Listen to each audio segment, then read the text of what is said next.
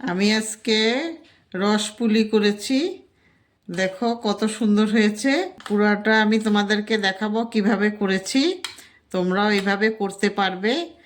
আমি সম্পূর্ণটা তোমাদেরকে বলবো, দেখাবো। চলো দেখাচ্ছি কিভাবে করছি আমি।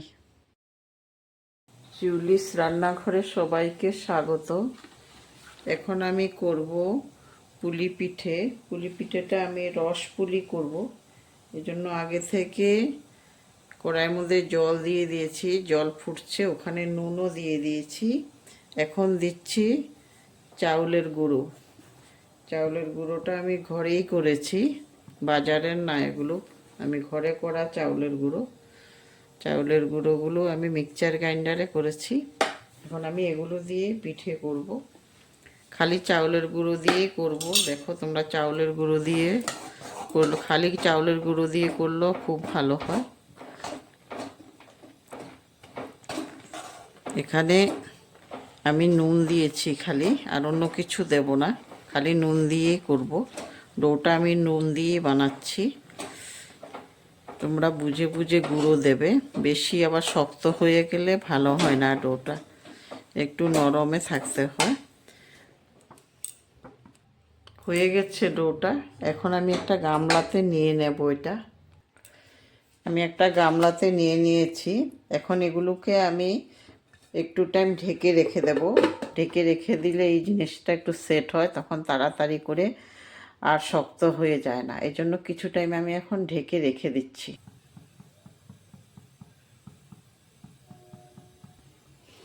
পুলির ভিতরে দেওয়ার জন্য আমি পুরটা এখন তৈরি করব।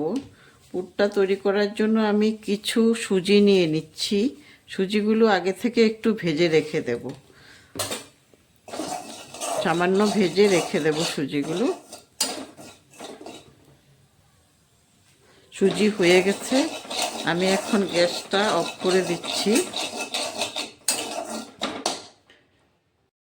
এখন আমি পুরটা তৈরি করব। পুর তৈরি করার জন্য আমি প্রথমে গুড় দিয়ে দিচ্ছি। গুড়টা একটু প্রথমে জলের মধ্যে দিয়ে গলিয়ে নেব। তারপরে আমি নারকেলগুলো দেব।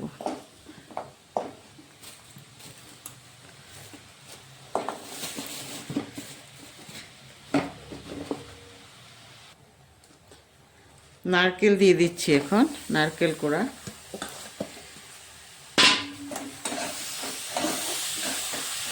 নারকেল কোড়া দেওয়ার পরে আমি সুজিগুলো যে ভেজে রেখেছিলাম ওগুলোও দিয়ে দিচ্ছি।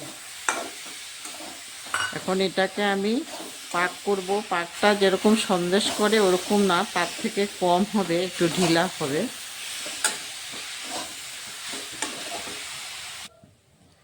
পুর রেডি হয়ে গেছে। এখন আমি গ্যাস অফ করে দিতে পারবো।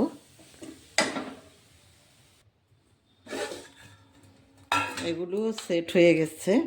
এখন আমি অল্প অল্প করে নিয়ে এগুলোকে লিচির মতো করে নেব, বড় বড় করে।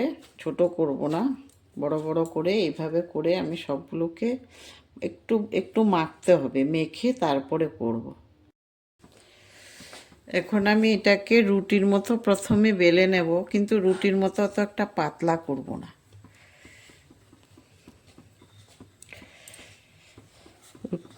একটু মোটা থাকবে, একদম পাতলা করলে ভালো হবে না। এই জন্য একটু মোটা করেই বেলে নেব। বেলার হয়ে গেছে। এখন আমি একটা গ্লাস দিয়ে এইভাবে ছোট ছোট পিস করে নেব সবগুলোকে।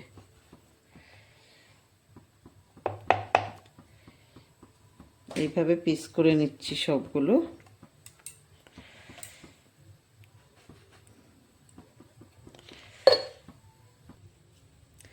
একটু একটু পুর দিয়ে আমি এখন এগুলোকে পুলির আকারে তৈরি করে নেব। এই যে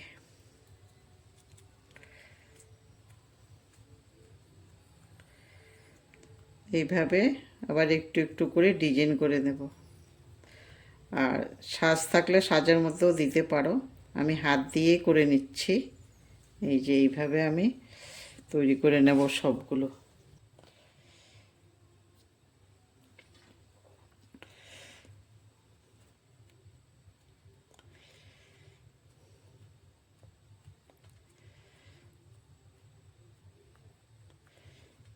এইভাবে সবগুলো আমি তৈরি করে নেব।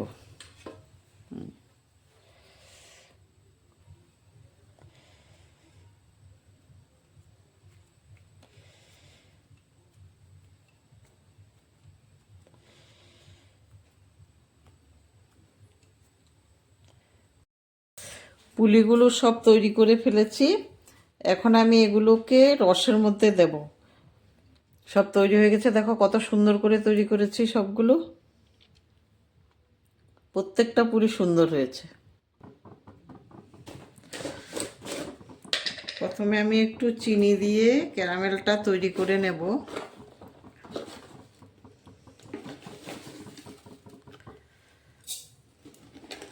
একটু চিনি দিচ্ছি প্রথমে।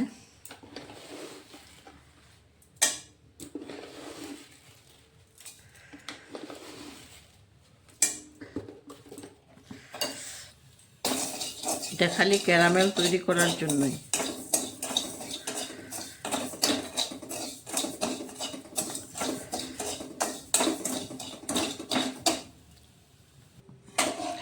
এখন দুধ দিয়ে দেব।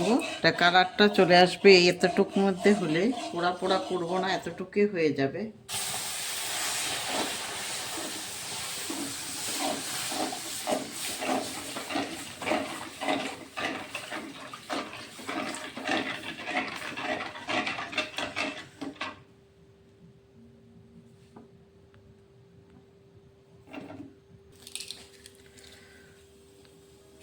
তেজপাতা দিয়ে দিচ্ছি আর এলাচ, ছোট এলাচ দিয়ে দিচ্ছি থেতো করে। তারপরে দিয়ে দেব চিনি। চিনি তোমরা মিষ্টি যেরকম খাও ওই হিসাব করে দেবে।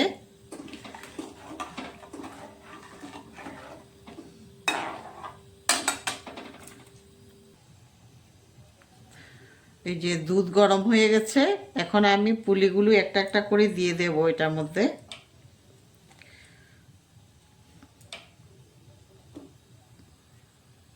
সবগুলো দিয়ে দিয়েছি।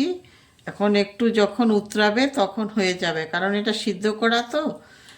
এগুলো পুলিগুলো আগের থেকে আমি সিদ্ধ করে রেখেছিলাম, একটু উতরালেই হয়ে যাবে। হয়ে গেছে, এখন আমি গ্যাসটা অফ করে দেব।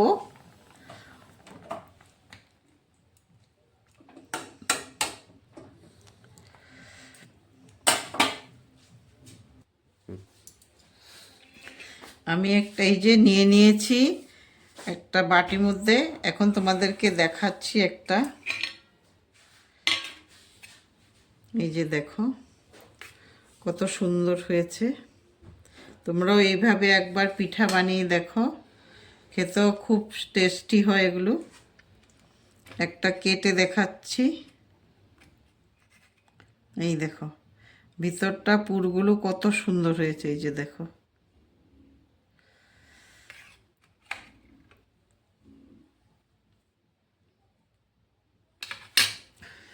তোমরাও এইভাবে করে খাবে আর আমাকে কমেন্ট করে বলবে আমারটা কেমন হয়েছে। ধন্যবাদ।